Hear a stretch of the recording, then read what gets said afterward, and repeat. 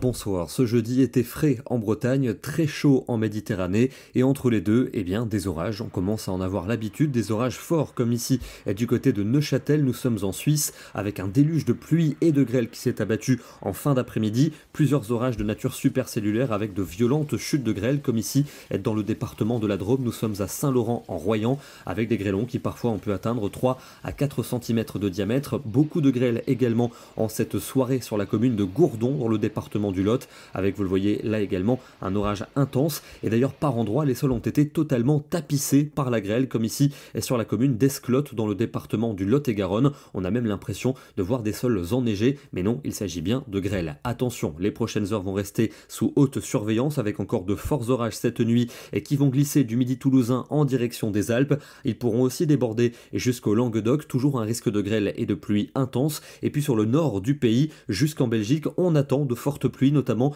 durant la deuxième partie de la nuit. Elles s'accompagneront de quelques coups de tonnerre. Les cumuls seront conséquents. Il continuera de pleuvoir ce vendredi matin sur les Hauts-de-France et la Belgique. Dans l'est, encore quelques orages, notamment entre le Languedoc et la Suisse. Dans le centre du pays, beaucoup de nuages et quelques averses. Ça ira un peu mieux près de l'océan, où les éclaircies vont s'élargir en après-midi. Au nord, toujours un ciel bâché et des pluies qui vont progressivement faiblir. Et puis à l'est, attention, encore des orages, notamment entre les régions alpines et l'Alsace jusqu'en Suisse. Orages ponctuellement forts, avec à nouveau un risque de grêle, et ce risque va se reculer en direction des Alpes et de la Suisse pour la soirée. Au nord, toujours de la grisaille, mais dans le sud, de belles éclaircies attendues. Les températures de la matinée évoluent entre 11 degrés à Rennes et 23 degrés déjà pour Nice, et l'après-midi, elles sont en baisse généralisée. La chaleur s'atténue en Méditerranée. Ailleurs, on ne parlera que de fraîcheur, notamment sur le nord du pays. 16 degrés seulement prévus pour Lille et pour Amiens, 17 pour la Normandie, 18 pas plus du côté de Paris. Le week-end va marquer une accalmie